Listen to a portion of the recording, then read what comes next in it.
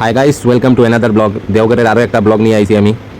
তো গাইস, সকাল থেকে এত বৃষ্টির মধ্যে গাইস আমি আজকে যাইলাম দেওঘরের মোস্ট অ্যাট্রাকটিভ প্লেসের মধ্যে একটা, যার নাম হইল ত্রিকুট পর্বত। ফুল ইনফরমেশনের লাগি ভিডিওটা কমপ্লিটলি দেখবা, স্কিপ করবা না। যদি স্কিপ করেন তাহলে ইম্পর্টেন্ট জিনিস মিস করবা আপনারা। ত্রিকুট পর্বত দেওঘর রেলওয়ে স্টেশন থেকে 15 কিলোমিটার দূরে অবস্থিত। ত্রিকুট পর্বতের যে 3টা চূড়া আছে গাইস, এই চূড়ার নাম 3 হিন্দু দেবতার নাম দিয়া রাখা হয়েছে, ব্রহ্মা, বিষ্ণু আর শিব। এর মধ্যে কেবল একটা চূড়ার মধ্যে গাইস পর্যটকরে যাইতে দেওয়া হয়। ত্রিকুট পর্বতের উচ্চতা 2470 ফুট। ফাইনালি গাইস আমি ত্রিকুট পর্বতের নিচে আই গেছি। এখন আমি পার্কিংয়ে যাইলাম গাড়ি পার্ক করার লাগিয়া। আশেপাশে আপনারা দেখতে পারা গাইস ত্রিকুট পর্বতের ভিউটা। বৃষ্টি এখন পর্যন্ত অল্প কমার পরে গাইস আমি যাইমু উপরে। ত্রিকুট পর্বতের উপরে যাওয়ার লাগি রোপওয়ে কানেকশন আছে, পর্যটকরা উপরে গিয়া এক্সপ্লোর করার লাগে। ত্রিকুট পর্বতের নিচে আবার পরে গাইস আমি খুব এক্সাইটেড আসলাম যে ভাবছি আজকে আমি ত্রিকুট পর্বতের উপরটা এক্সপ্লোর করবো রোপওয়েতে গিয়া। কিন্তু যখন আমি এখানে আইছি তারপরে আবার পরে জানতে পারলাম যে এপ্রিল 2022-এ যে অ্যাক্সিডেন্ট হয়েছে এর পরে থেকে আর রোপওয়ে বন্ধ। এখন পর্যন্ত রোপওয়ে স্টার্ট করা হয়েছে না। জুলাই থেকে সেপ্টেম্বর গাইস ত্রিকুট পর্বতের মেঘ দিয়া ঢাকা থাকে, যেটা আপনারা দেখতে পারা সামনে কীরকম। আর পরিবেশটা এত সুন্দর দেখার মতো গাইস, আপনারা আশেপাশে দেখতে পারা যেরকম ভিউটা।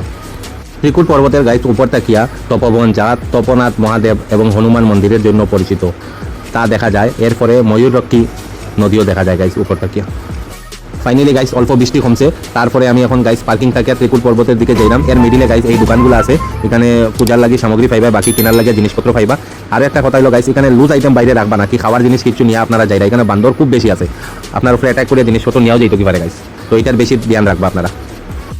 রোপওয়ে বন্ধ থাকার কারণে গাইস আমি উপরে যাইতে পারছি না। তারপরে আমি কিছু খবর নিছি, খবর নিয়ে যে আমি জানতে পারলাম যে এখানে গাইড আছে যারা আপনারা ট্রেকিং করাইয়া উপরে লইয়া যাইব, কিন্তু তারা এত বেশি চার্জ করে মানে কোয়ার মতো নয়।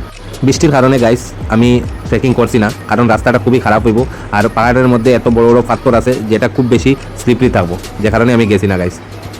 যারা গাইড আছে তারারে আমি জিজ্ঞাসলাম যে কত সময় লাগবো, তারা আমারে কইছে মিনিমাম 6 থেকে 7 ঘন্টা লাগবো বৃষ্টির কারণে। তো যে কারণে আমার কাছে সময় খুব কম আসলো। ত্রিকুট পর্বতের অন্য একটা নাম হইল রাবণের হেলিপ্যাড, কারণ যখন রাবণ শিবলিঙ্গ লইয়া লঙ্কার উদ্দেশ্যে যাওয়াত আসলা, তখন তান প্রেশার রিলিফ করার লাগি গাইস এই চটির মধ্যে ল্যান্ড করছিল তান পুষ্পক বিমানটা। এর লাগিয়া এটারে রাবণের হেলিপ্যাড কোয়া হয়।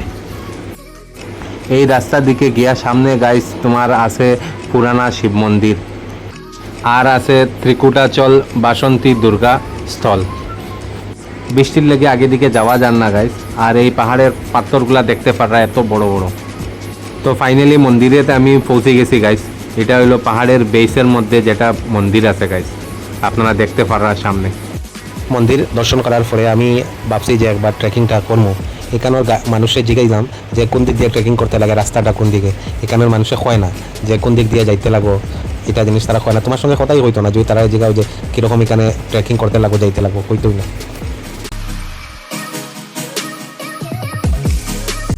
মন্দির দর্শন করার পরে এখন আমি মন্দির থেকে 100 মিটার উপরে আমি শুনছি যে এখানে একটা মেডিটেশনের আশ্রম আছে, ত্রিকুটাচল আশ্রম। তো ওটা দেখার লাগি যাইলাম।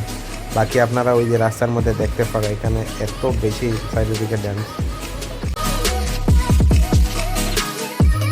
এখনও তো আমি ট্রেকিং স্টার্ট করছি না গাইস, তারপরেও আপনারা দেখতে পারা পাহাড়ের নিচে কত বড় বড় পাথর। উপর দিকে আরও বেশি কমপ্লিকেটেড হইব, আরও বৃষ্টির সিজন। তারপরে গাইস মেবি এই রাস্তার দিক দিয়েই ত্রিকুট পর্বতে ট্রেকিং করিয়া যায়, দেখে আমার লাগলো আর কি। বাকি তো আপনারা আমার পিছনে দেখতে পারবেন কীরকম ঘন জঙ্গল চারিদিকে। তো পাহাড়ের চটির মধ্যে গাইস রাবণ গুফা, এরপরে একটা শিবলিঙ্গ আছে যেটা তো আমি এক্সপ্লোর করতে পারলাম না। তো আপনারা যদি দেওঘর আইন তবে এই জায়গাটা একবার এক্সপ্লোর করবা।